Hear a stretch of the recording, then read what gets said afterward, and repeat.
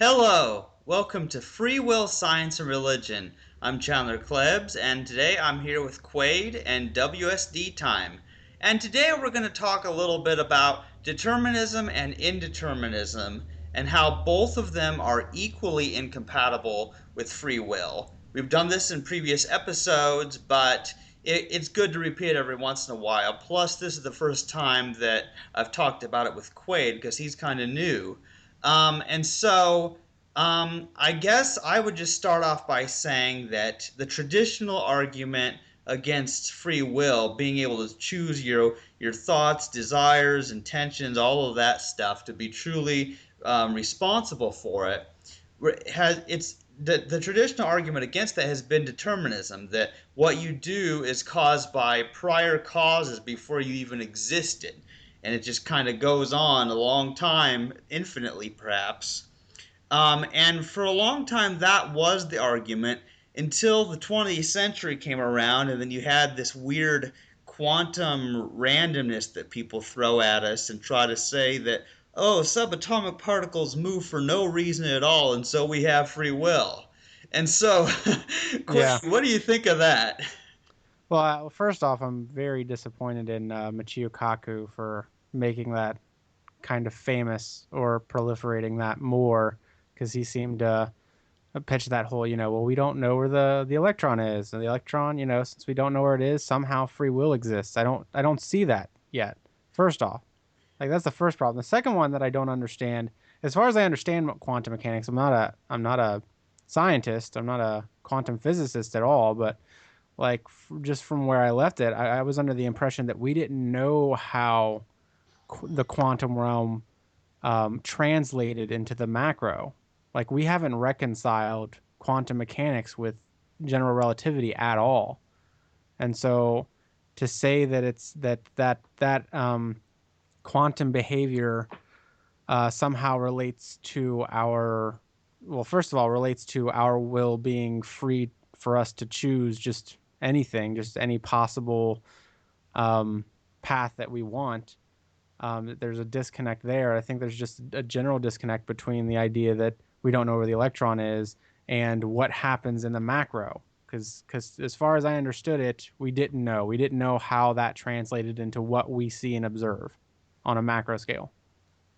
Yeah, I mean, it's sort of interesting because first of all, I don't even think that there is truly uncaused events.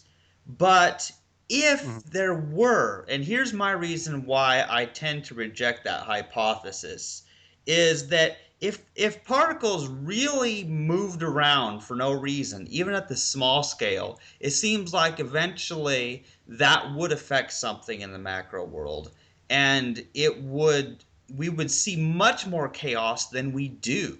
Like, how would that even work with, computer software and stuff if there really were chaotic moving of the smallest particles, with all these tiny parts? You get what I'm saying? Yeah, yeah, I do. I understand exactly what you're saying. Exactly. Like, how would you be able to make predictions with things that require specification when it comes to quantum behavior if it's just completely random? And I mean, this is the thing is I've watched a lot of videos on, the split experiment, the double slit experiment and all that other stuff. And I mean, the conclusion that a lot of scientists seem to, that's the thing. There's a difference between the way that the general public views science and the way scientists actually interpret their own studies. There's a huge disconnect there. Like one of those disconnects, I think, is I've heard scientists say on several occasions we don't know how this translates into the macro. We don't know how this translates into the macro scale. And then the other thing is, it's easy to take that and interpret it and say, well, then only what we observe is reality. And some have even done that. And I think that's probably wrong. It's not that it's almost ludicrous, like okay, so just because I'm not observing it then things don't exist. It kind of ends, you end up in this solipsism, right? You end up in the perspective that only what I observe is real and everything else only fabricates itself after I've observed it, which is really the conclusion that you can make if you didn't understand that experiment. So really I think what a lot of this has to do when people use that argument is a misunderstanding of what exactly that argument or what exactly that study showed or what exactly that experiment showed when they did it. Yeah, solipsism always gets a little bit fun because people actually still debate whether things are happening outside of them observing it. And here's the deal, like I think it makes a lot more sense to say that there's something we don't know the cause of than to just say, well, I don't see a cause, therefore it has no cause. Yeah. It just seems like a pretty crazy approach. Yeah, that's another fallacy. It's an appeal to incredulity is what it's called. Because I can't think of how this happened, then it must have not have happened that way, or it must have happened in a way that I'm saying that it happened. Yeah, And so like they're saying because yeah, we don't know how it behaves, they're inserting their own. Okay, well, free will exists then. yeah, and here's what's interesting about Quaid is like I don't get how they have random subatomic particles, things way too tiny for us to see, that only special equipment by certain scientists doing certain experiments can even interact with at all. How they get those small things somehow making us morally responsible and having free will and being the authors of our choice. You don't get that.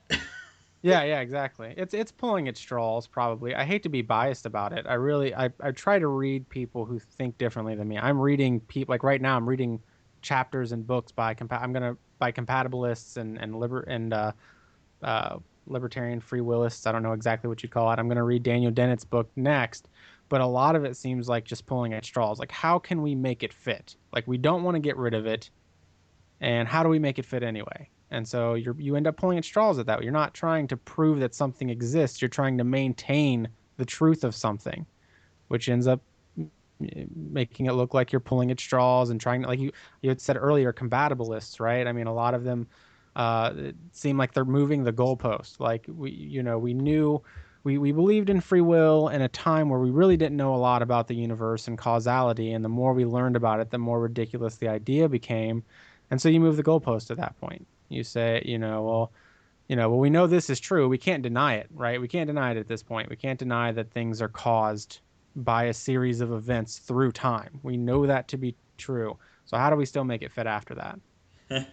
Yeah, I think what's happening, Quaid, is they're trying to reconcile the fact that most people believe in free will. They truly do believe that people um, deserve reward and punishment based on their good and bad choices, and they don't understand the causes that go into that behavior in the first place.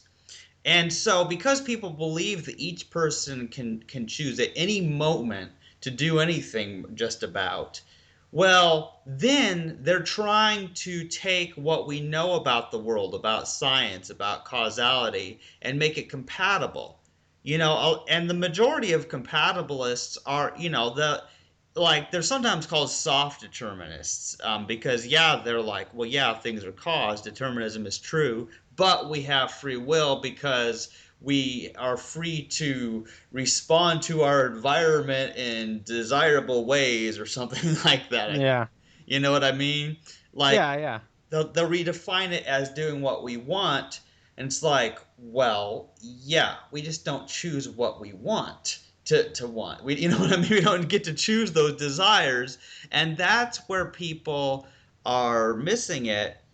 And and then so then what happens is people, they argue from adverse consequences.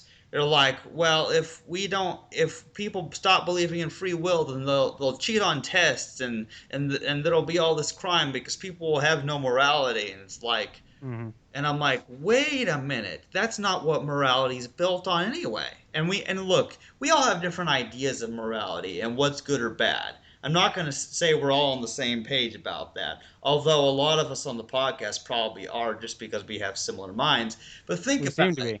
be. Like for example, here's a question, Quaid. Is the Uh-huh. reason that you don't go around, raping, killing, and stealing from people? I mean, is it because you believe that you're the author of your own choices, or is that just those just not nice things to do? No, yeah, and this is yeah, I'm glad you take it down this road too because this is the same. I know some people on the podcast believe in God, even though they seem different. They seem to have different ideas about it, but that's something that's used for God, right?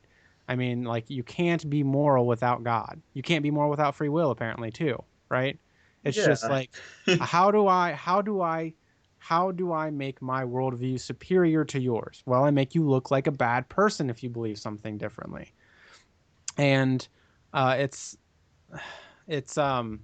yeah, I mean we all have so it to me I would want to answer this. I think Penn Jillette had like the perfect answer to this, and he said, I do go around raping as much as I want, I do go around murdering as much as I want, and as much as I want is zero. Like that's the amount of people that I want to rape. And it's just like, well, why? And Penn Jillette is, by the way, I'm pretty sure he believes in free will. He's a libertarian. I consider myself libertarian too, but he's a libertarian who believes in free will. Um, it's just like, well, why don't you? Why don't? And the reason that I don't rape and kill mostly is because I never get the urge to, ever. I've never had. I have no idea what the urge is like to want to force a woman to have sex with me, or a man at that point, or to end somebody's life. I don't know what that urge feels like. And had I might have a different response to it. I might not as well, but that has something to do with it. The fact that I don't even want to, or I don't even will to do those things is again kind of, it helps our argument, if anything. Yeah, and Quay, that's very important. There are some things that we just plain don't feel like doing. And, Yeah. and it's true. I mean, if we did have a desire to do these things, well, then there's a chance he might have done some of these things. And it's kind of a scary thought. But here's what the way I look at it, Quaid. Now, it's kind of scary when people think about this. Um, but think about it. What makes somebody want to steal? I mean, think about that. Like stealing is a good example. I mean, we can move on to murder and rape. Actually, that could be a variety of reasons why you want to steal. It could be a thrill of it. It could be because they need the food. Hmm. Yeah. Yeah. Yeah, it could be a lot of things, but I think your point though is that it's never just because. It's never, well, I wanted to want to steal, and so I stole. Yeah, it's kind of an interesting thought because first of all, like when somebody is hungry and steals food, I mean, we understand that. Like, duh, we all get hungry enough, and if we aren't able to get a job and make the money to buy the food, or we don't have a garden to grow our own food, Yeah. sooner Italy or just later Italy people just did that, didn't they? what? Italy just made it, I think, unless it was like a gag a gag news thing or whatever, but I heard Italy had made it legal to steal if you were getting ready to starve. Interesting. I didn't know Huh? that. Yeah, yeah. I'll look it up real quick. Go ahead and keep talking. Yeah. Well, yeah, that's very interesting. That's different. Yeah, but yeah, I mean, naturally, guys, I mean, if someone's starving, then, we tend to not blame them for stealing because we think, hey, if we were hungry enough and had no access to food, we'd do the same thing. And this is true even if people believe in free will in general, they'll understand that as a kind of a case where, like, wait a minute, people got to eat. And Yeah. and so they view that as sort of out of their control. But that's just an example of behavior caused by a certain need, to avoid the pain of hunger. And I think that's an easy one to understand when it comes to murder or rape. That's a little bit harder for me to come up with examples for, but I'm sure there are examples. Oh yeah, yeah, for sure. I mean, it's the fact that I've never had the urge really, like I might have been really upset with somebody, or I thought about defending myself at a certain time, but I've never seen a random person walking along and just thought like, I should victimize that person. And if you can, and it's also, by the way, it's ridiculous to think that and that's the same case for everybody. So I mean, the whole thing here is that I don't, or you don't, or other people, what we consider normal, upstanding people, don't have to walk around thinking these things all day. And can you imagine being the type of person who just You thought them. You're not sure why you think them. You just do. You just have this compulsion to do these things.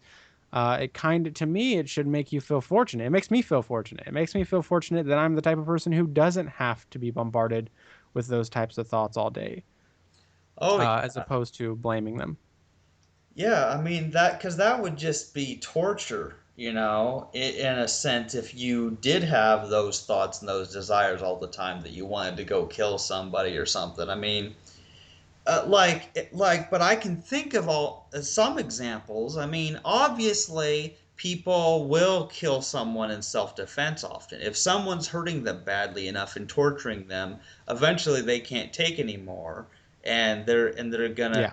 go nuts and kill whoever's hurting them. I mean, I get that, you Hmm. know.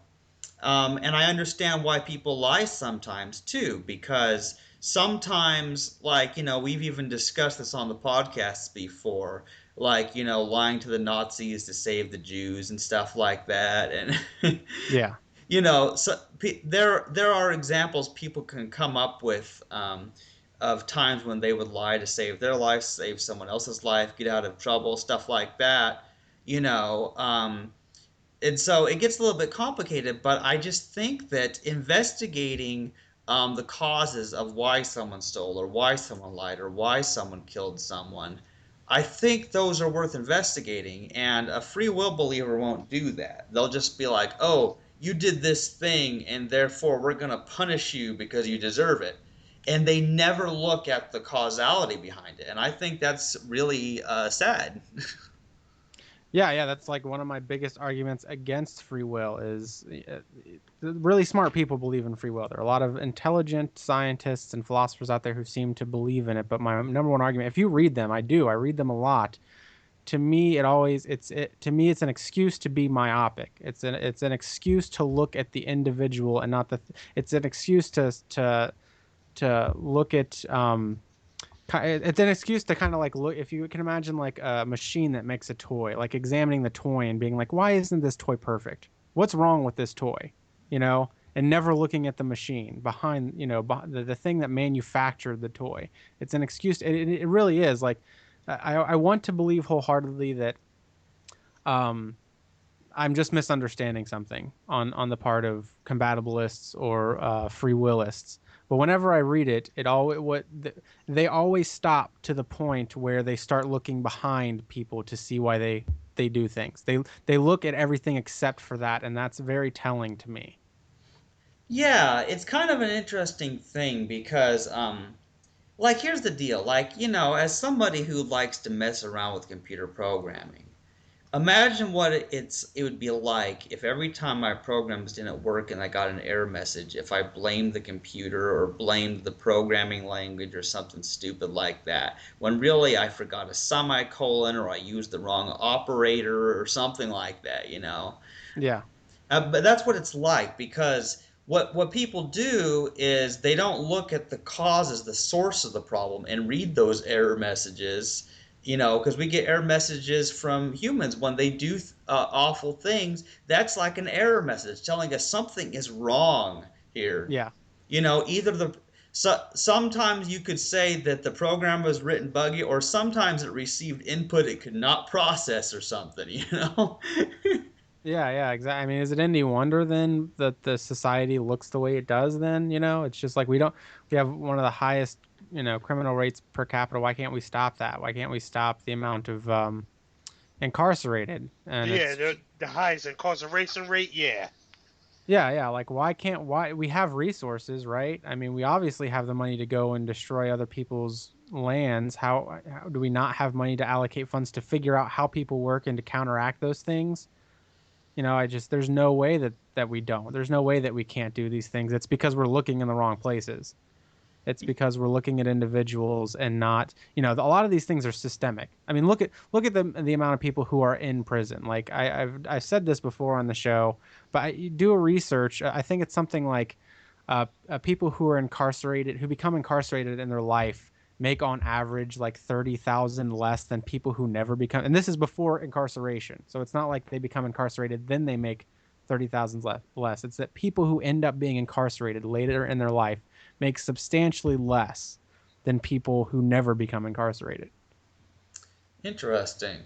Yeah, so that's an economic link there that it's just like, why is that there? Like, if you want to say that these people should have known better regardless of what their situation was, then why is that there? Why isn't it more even? Why aren't the prison systems filled?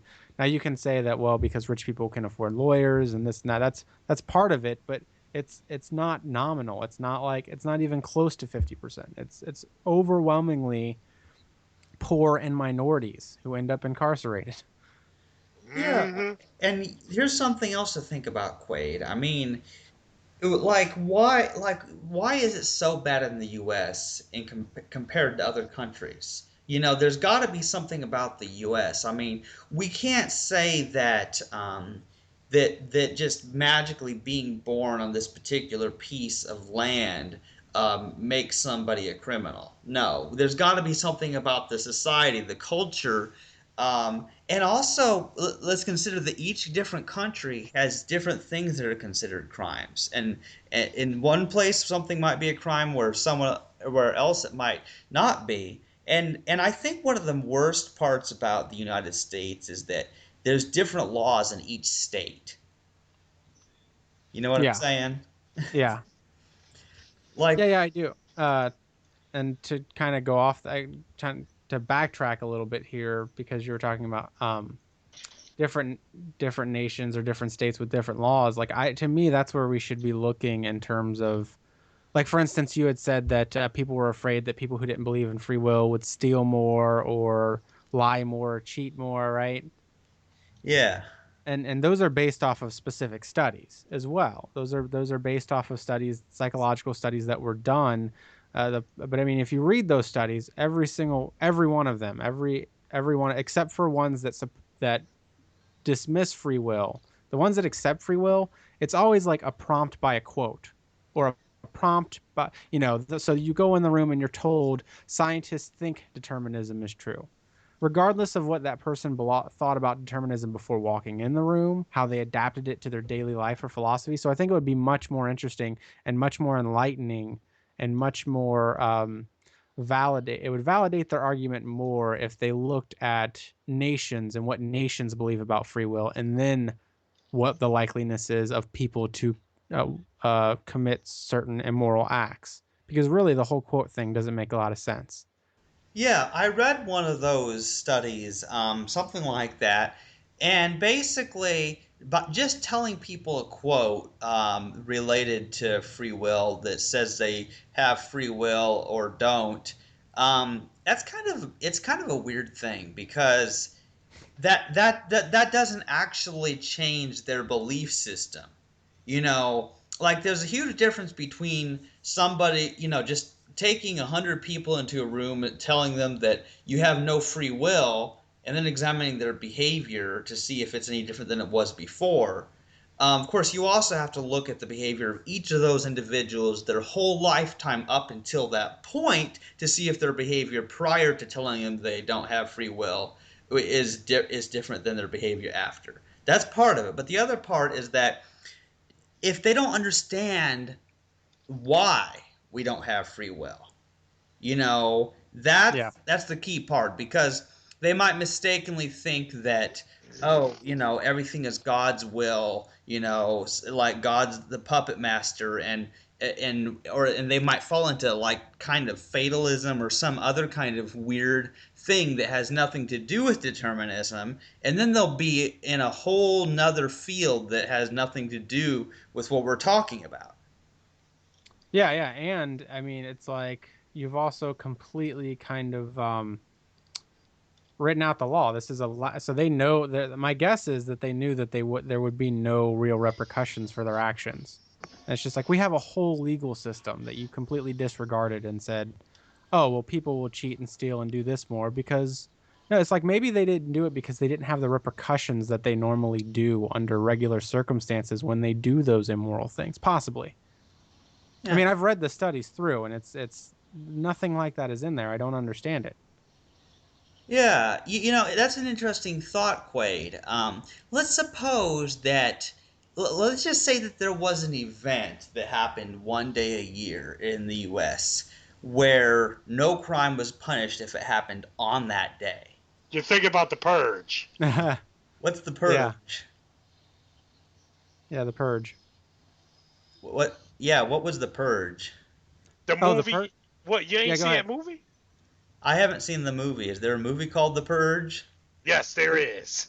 There's Uh, 3 of them. And let's just say, because of that, it didn't end as well as you would think. so something similar to that happened in the movies. Yeah. Yes. The premise of the movie is that one day a year there is no law, so you can murder, steal, do anything you want, and on that one day it's legal. And here I thought I was the first one to Uh-huh. say it. Oh man, yeah, but yeah, I mean, I want to see those movies probably, but Oh yeah, some of them are good. yeah. Yeah, they're good. See, my thought was what I was gonna say is that yes, there probably would be more crime on such a day where all crime was legal. Perhaps that's because there are some people that the only reason they don't do certain things is because they fear the punishment, you know. Hmm. So I think there's some validity to that. However, people like us who don't necessarily have a desire to do a lot of those things would still not do those things, even though we could legally get away with it, if you know what I mean. Yeah, yeah, we all have different justifications for why we don't do things. Some of them, but I mean, um, I don't know how many people are like that, but I would imagine that a lot of them end up doing pretty nefarious things anyway. I mean, if you're every day, the only reason you don't do something is because the law says you shouldn't, but really you're thinking about it all the time, that's probably going to cause some trouble in your life, I would imagine, in some ways. Yeah, it's kind of a tricky thing too, because like while we were talking earlier about how you don't have to, you don't have to believe in God in order to be moral. I bet there are some people who as soon as they Exactly. yeah, there probably are a few of those people that their whole morality is based in their religion, and that the reason you do this or don't do that is because, well, God will get mad at you and punish you if you do that. And send you to hell. Yeah, there's the Yeah. whole hell thing. Yep. Although that gets a little bit complicated because with a lot of sects of Christianity, it's not what you do but what you believe that matters. So you could rape, steal, lie, and kill all you want, Yep. but as long as you believe that Jesus died on the cross for your sins, you're going to heaven forever. Yeah. Yeah, So, that was a good argument that you made there. It's a weird strange to me that there are a lot of analogies between the free will argument and the God argument, in some ways, at least by fundamentalists or highly religious people. Imagine the same test with free will, but you brought people in and said, "Well, scientists don't believe that God is real, so what do you think about that?" Like, that's not a real way to test how a belief works in people's daily lives. Like, you would not get the accurate results if you just brought people and said in a room and said, "Well, scientists believe God doesn't exist." That would not have the same impact on believers, on unbelievers. It would probably mostly not change. It would probably change a condition. Like, for instance, if you're a believer and you go there and you're told, "Okay, this is an experiment. Obviously, none of this is real." But you're told that scientists have pretty much proven that God doesn't exist. They might steal and cheat just because, like, well, that's isn't that what you're supposed to do if there's no God? Because that's what they think you're supposed to do when there is no God. yeah, I know that's a little bit weird to me. I mean, like it's kind of weird, as a former Christian, like I used to sort of, be told those kinds of things, and then I found out, well, no, I actually didn't really change all that much after becoming an atheist. I still have the same causal history, the same, the personality in general. Some of it's just plain genetic that I'm just not a violent person. Yeah, Yeah. yeah. Well, I feel a lot. Go ahead, William, or WSD. well, it's like I say, when it comes to stuff like that, well, it does kind of consequences does sound like it has a lot to do with it because you like I say, you go out there and commit violence. It's like I told my nephew, you go out there act stupid if you want to, you will regret it. But Yeah, yeah, it's the way I see it. Yeah. Yeah. There's always real consequences to things, no matter what. Yeah, I mean, and what's interesting about it is that often, I mean, even if you were to take away all laws, there's still consequences to us sometimes when we do certain things, and other times it's not us, but other people who are just hurt. And to the extent that we don't want to hurt other people because we want the same thing done to us, then there's certain things we just don't do, you know? Hmm. Yeah. Obviously. Um, I lost my train of thought. So. Well, you said something important earlier, Quaid, about, the comparison between the free will thing and the God thing. Like, there seems to be so much overlap, with Hmm. both of these things people claim are that they're required for morality somehow. Yeah, and there are also things that, despite the fact that science, well, one thing I'll say, science, I would actually say that probably, at least in my opinion, I might be wrong about this, that science has disproven free will more than it has God. Possibly, I guess both are, because the problem is falsifiability. Can you really falsify? God is hard to falsify. I don't know I think free will is easier to falsify, just because of the consistency. But I don't know. But Well, here's what I would say about that, Quaid, is that basically people keep redefining God just like they keep redefining free will to somehow make it fit with what the science finds out, if you know what I'm saying. exactly, yeah, that's what I was gonna say. I want to, because I know that George wanted to have a conversation eventually. So they're theists, correct?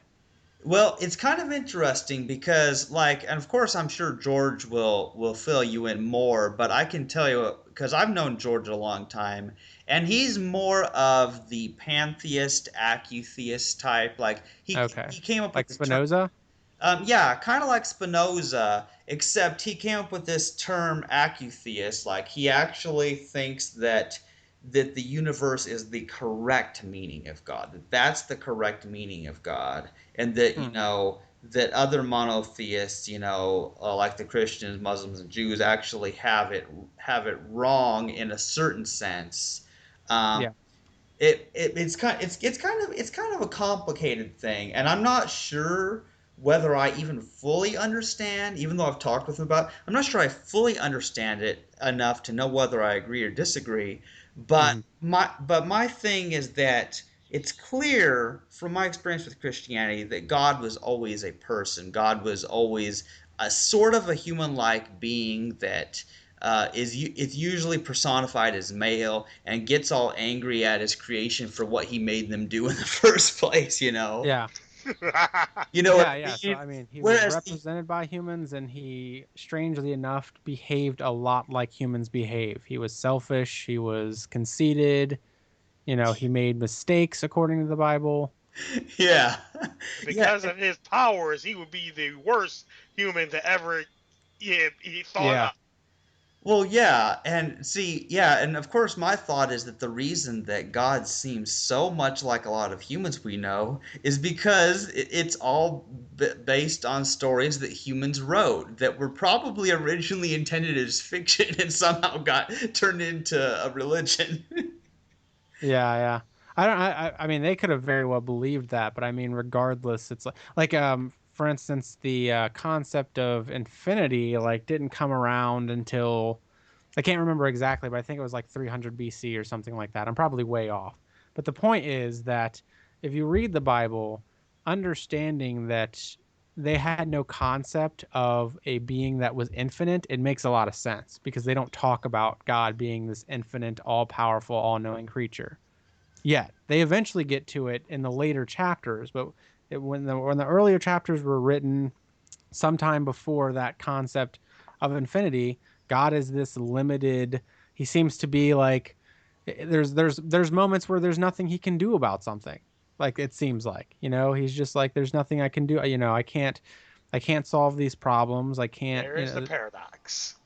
Yeah, yeah. I mean, and when see, when yeah, he did the flood, like, he regretted humankind. Like, how do you regret something if you're all knowing? How do you ever regret?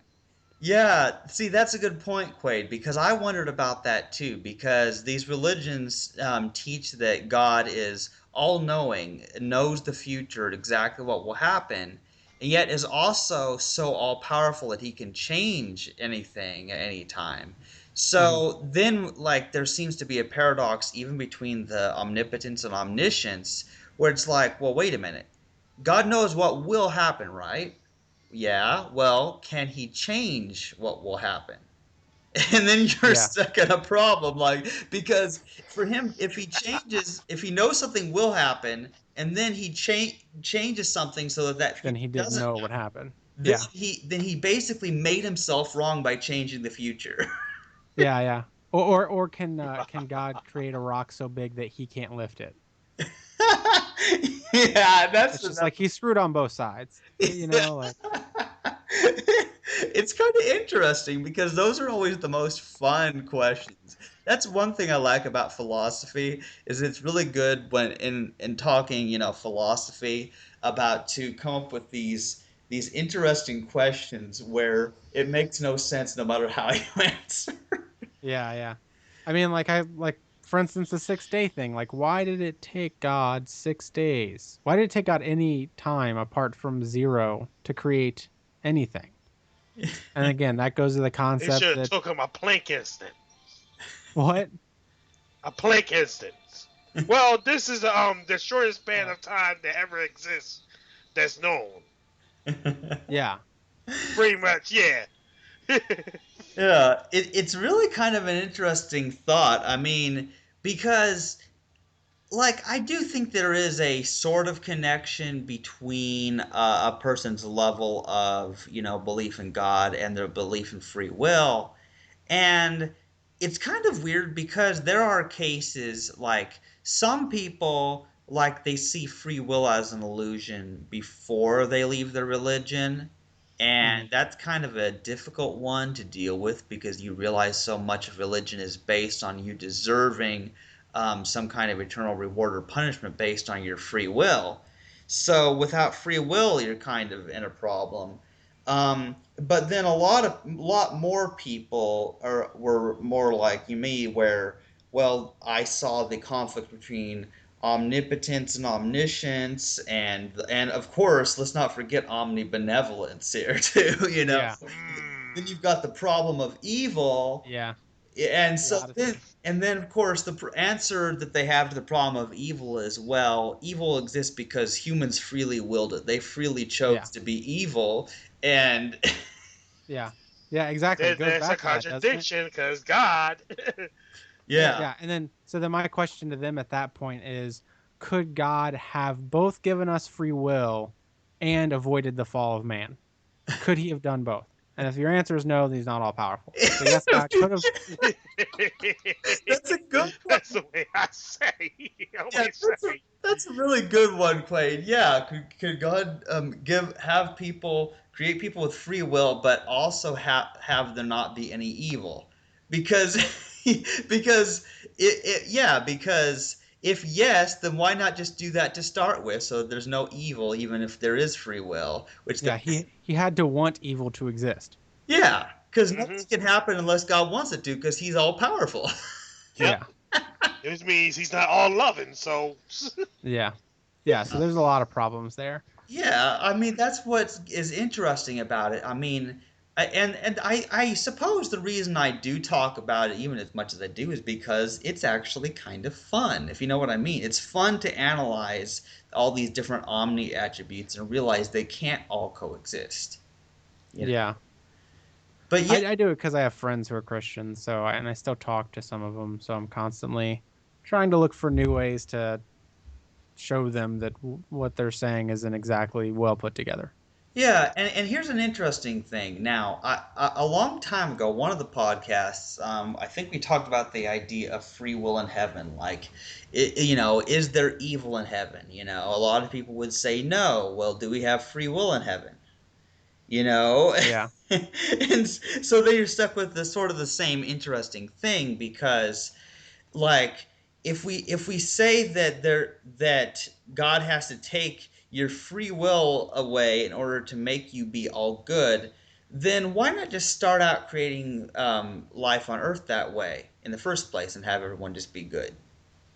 Yeah. It's interesting. And of course, what's interesting about it is that, like, we understand that people are caused by biology and environment and complex interaction to be either so-called good or evil, even though there's different standards if you ask different people. But I mean, seriously, it's not because of a free will. I mean, that's like saying, I don't know, it's sort of strange. That's like, for there to be differences, it's like for a ball, of a sports game, to have a ball that's kicked around, like, the ball doesn't have to have free will to roll.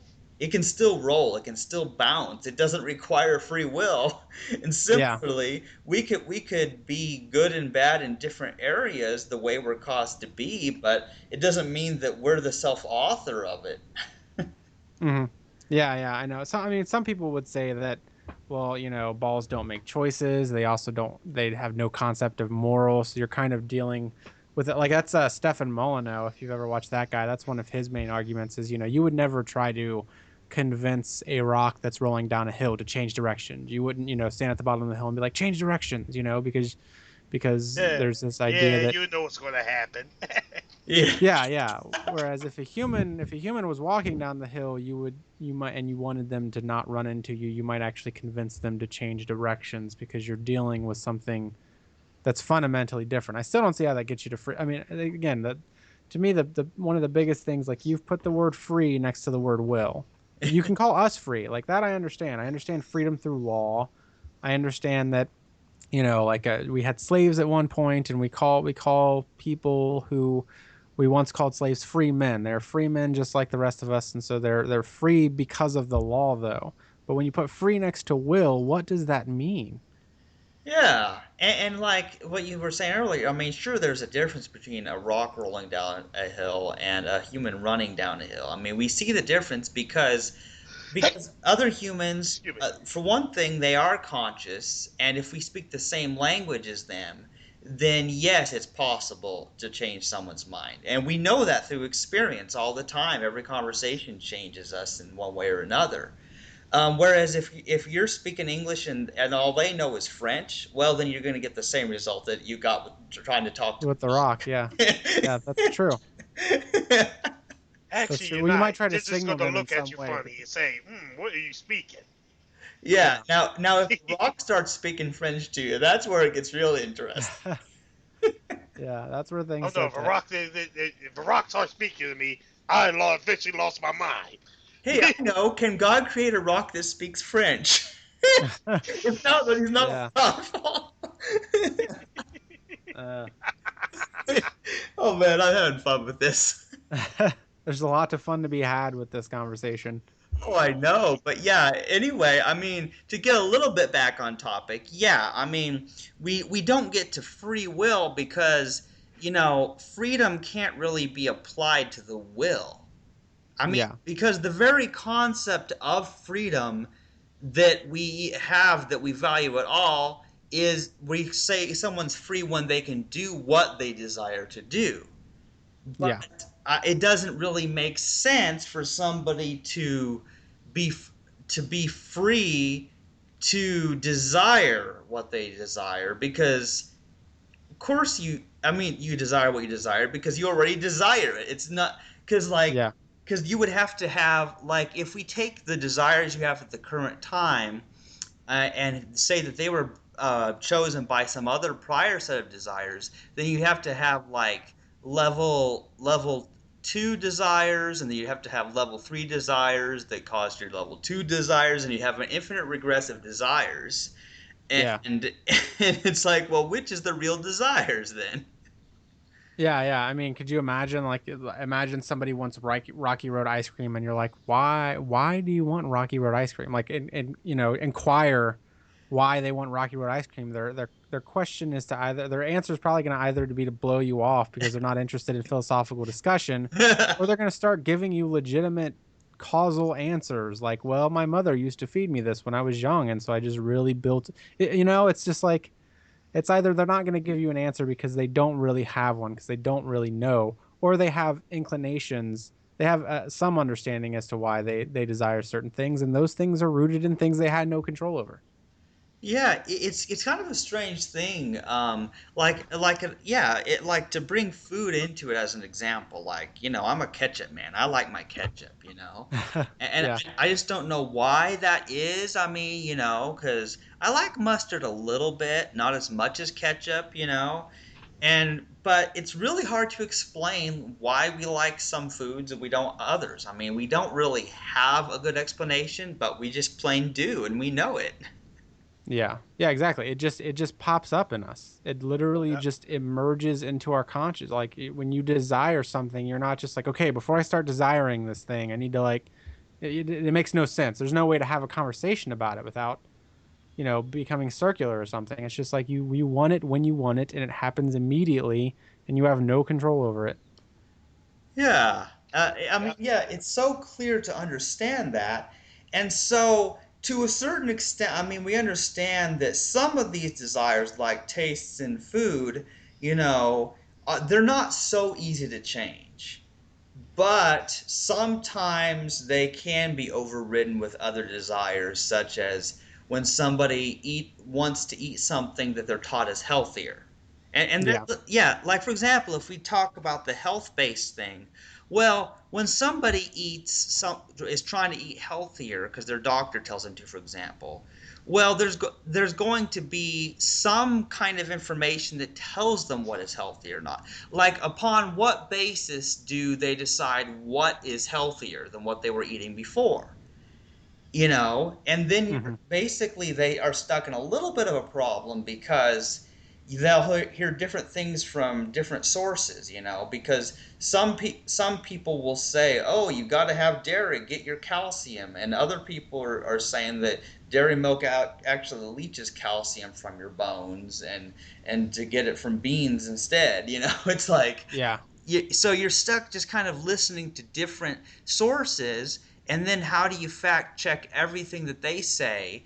Do you have to become a nutritionist? Do you have to know all the biology of how different foods affect the body? I mean, so the Hmm. average layperson doesn't stand a chance, and so to us at one point or another they do take it on faith, Quaid. They do. Yeah. To a certain extent they take it just on someone's word that they trust as a person who's an expert. Um, and like, I think that's a problem that we all face when it comes to the realm of diet.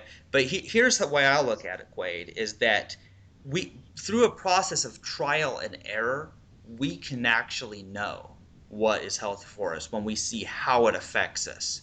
What if Hmm. Because if you are eating one way and then you replace that and eat something different instead for a month or 2 months, and you see, well, do I feel different? Do I have more or less energy? Have I gained or lost weight? All of those kinds of signs you look for and see, well, then maybe this was a cause. This change in diet here had something to do with it. So we can sort of be scientists in that way, if you know what I'm saying.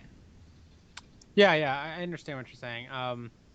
Uh, Part of it, I think, is so. I mean, you probably already know this, but none of those also get you to free will, and it's more. So I think it's more legitimate to view them as conflicts of will than It's like really you have multiple wills. So your will is to really eat this hamburger, but you also have a will to be healthy. And so those wills are in conflict when you're looking at the hamburger, but you were told by your doctor that lettuce or spinach is probably better for you. And you have spinach and lettuce sitting there. And so you have a will to eat spinach or lettuce. And it's going to be a matter of how much do I really want that burger and how much do I really want to be healthy. And that conflict is constantly going on. And I think this like breaches everything. This is the way it all is. This is the way it is for, if you can imagine something, we were talking about murderers earlier, you know, well, I really have the urge to kill somebody, but I have the urge not to go to jail. I have the urge not to go to jail. I have the urge not to be caught. And these wills are in constant conflict. This is not freedom. This is turmoil. This is bondage. Like this is actually the farthest thing from free that you could possibly get. Yeah, Um, because yeah, you're right, Quay. Because we have these different conflicts of desires, and so it's sort of a process of I think they kind of compete, and then one wins out in the end. Yeah, exactly. Yeah, exactly. I mean, that's exactly, and it makes perfect sense. Like you know, you can. I actually thought about this too. Like if you can, so imagine free will. Imagine giving a robot any property of any animal. Okay, so imagine a cheetah, right? A cheetah is really fast. Now imagine giving a robot that property. What would that look like? You can conceivably imagine what that looks like, right? Yeah. Yeah, you can imagine, it has four legs, it pushes off from the back legs, with so much force, and then the front legs catch it with so much force and then push off. You can imagine what that looks like. What does it look like to give a robot free will?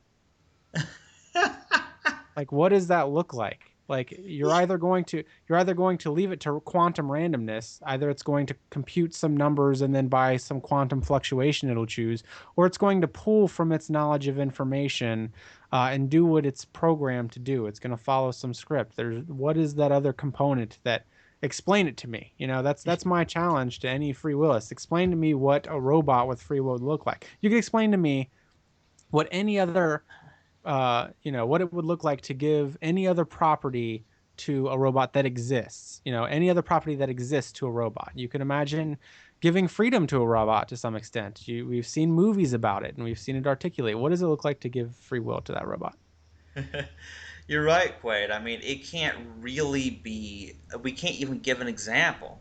We can give an example of giving a robot, the legs and speed of a cheetah. We could imagine a flying robot that has wings like a bird. We can imagine Yeah. those things.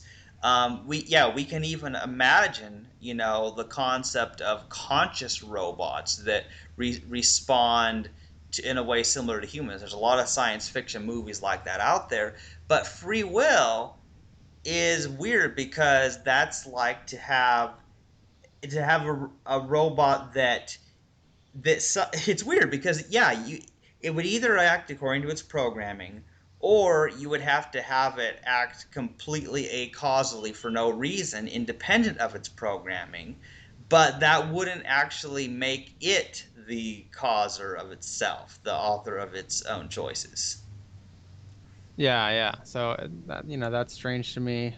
Um, then to go back to, you were talking about food, right? You were talking about food and how you know we can kind of experiment in our daily lives. And so there's this there's this huge conflict of wills between what we eat, what we're told, and a lot of it is faith. I mean, so to me, I mean, with anything, like, do you understand how, possibly you do. I don't though. Like, do you really understand the full kind of impact of general relativity? Do you understand all the formulas that go along with it? You know what I mean? Like all of what it entails. And my guess would be no. Possibly you do, but like Not at I all. don't. And so right, yeah. And so when scientists say that, yes, I'm, and so it depends on how you define faith. Now, if you're going to define faith as just kind of like blind following, I would,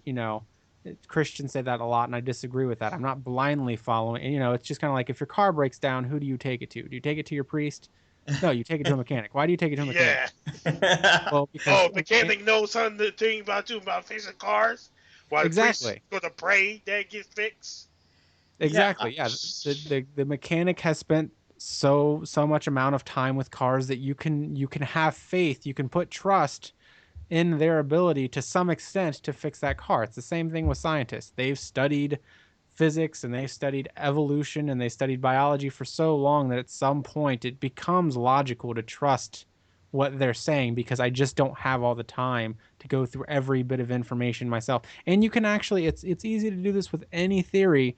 You can look at you can read 10 articles on any type. You can read 10 articles on evolution and completely misunderstand what evolution actually is and what it entails. And they do this. Creationists do this. They read an article saying that a seal was carbon dated to be 10,000 years old, and so clearly carbon dating doesn't work, ignoring the fact that there have been thousands of carbon dating studies done, and most of them are accurate. It's just this one study that is the deviation from the norm, and it makes perfect sense because the seal that they did this on was in, I think, like the Arctic or something, and they did other studies in that same area on other animals, and because they're dining on like flora, or they're dining on in a frozen area where carbon gets trapped, it makes sense that you would get older dates there. And this is in this one area. So again, you test it anywhere else and it works. But if you've only read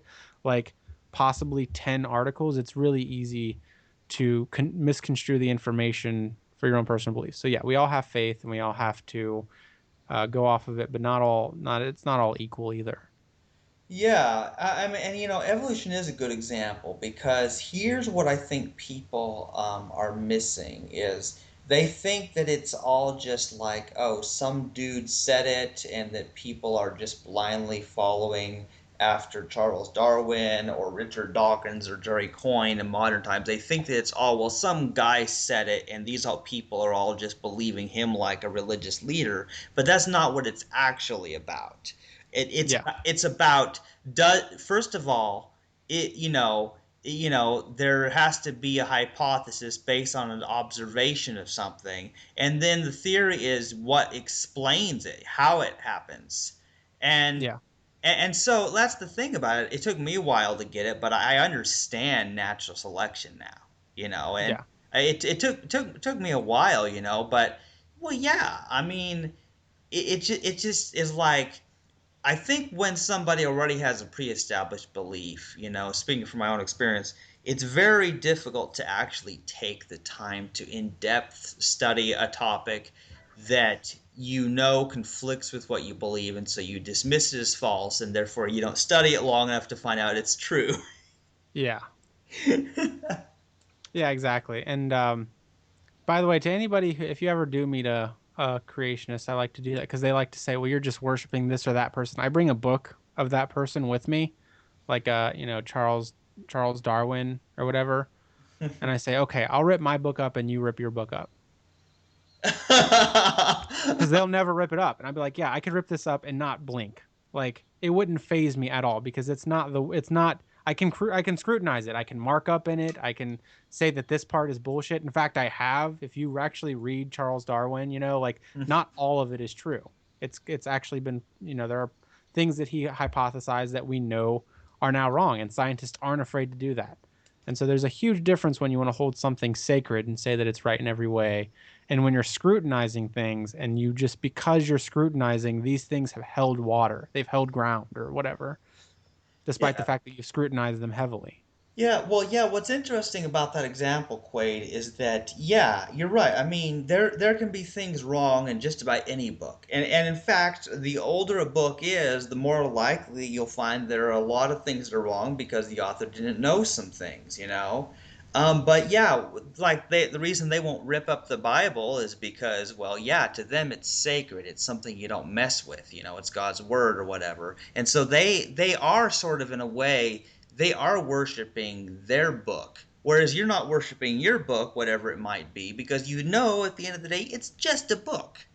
Yeah, It's written by somebody who was right about some things, wrong about some other things. exactly. Yeah, yeah. That's pretty much it. Yeah, and I think that's important, because I think, yeah, another thing is, yeah, like, I don't ever want anybody to just say that, oh, we don't have free will because Chandler Klebs says so. I mean, I Yeah. don't want them to say that because that's stupid. That's just an appeal to authority, and I have no authority for several reasons. First of Mhm. all, because there's no authorship of anything, because none of us choose anything, so how can it be authority? Yeah. you know and I could be wrong about some things, and yet with this free will thing, I'm confident about it because there's no way that we could be the choosers of things, because it's either determinism, which I really do believe at this point, and even if I'm wrong and there was randomness, we would still not be the chooser of what randomly happens. And so it's like, I would say that, you know it's sort of like this free will is the one. This lack of free will thing is like the one thing that we can have confidence in. Just like Descartes, he's like, I think, therefore I am. It's like Yeah. the one thing that he knew to exist was his consciousness, his ability to think. That was the only thing he knew that he could Yeah. trust. And similarly, that's what I'm saying is true for me, and I think for a lot of us on this podcast. Some things we just don't know, and we admit we don't know, but there is no type of evidence that can solve this logical problem of why free will can't exist. That's the key issue there.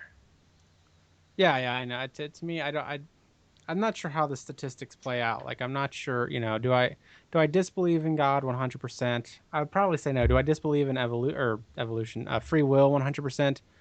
Probably not. But there is a huge problem with the definitions to the point where I can't even put a number on it. It's like asking me if I believe, well, the kind of the cliche, spaghetti monster. If the spaghetti monster exists, what is the spaghetti monster? Like, it's just, or making up a word. If I just made up a word and said, "Do you believe this thing exists?" Like, well, I'm not sure what that thing is or what it entails. How am I going to really assess whether or not it exists? Yeah. Like you, You know, like you it's said, it's either funny. random. People actually worship that thing. Oh, I know. Oh yeah, the flying spaghetti Oh my monster. God! Are y'all what? Yeah, I think they're satirical, right? yeah, I hope it's satire. I really hope so. I hope so Yeah. too. Yeah, I Yeah, think it's just satire. seriously, anybody listening to this, people, if you don't know, on Facebook there are two groups. One is like the Church of the Flying Spaghetti Monster, and the other is the Church of the Invisible Pink Unicorn. And I think I'm in the Invisible Pink Unicorn one because it's really funny. Yeah, I've heard of that one. I haven't seen anything. I always see the flying spaghetti monster stuff. Yeah, well, see, here's the funny thing about what I like. Here's the deal: is I prefer the Invisible Pink Unicorn one because remember, it's invisible, but it's also pink. Yeah, So yeah, here's the deal. Like a lot of people, if they're smart, will say, "Wait a minute. If it's invisible, how do you know it's pink?" Well, we take it on faith. yeah, you know. yeah, yeah. And then other people will say, "Well, it's invisible, but if it were visible, it would be pink." And so you could have a theological debate over that invisible pink unicorn for millennia if you want to. you know Oh yeah, but yeah, it's basically the flying spaghetti monster and the invisible pink unicorn were sort of satirical deities that people come up with to show the logical problem of conflicting attributes. yeah.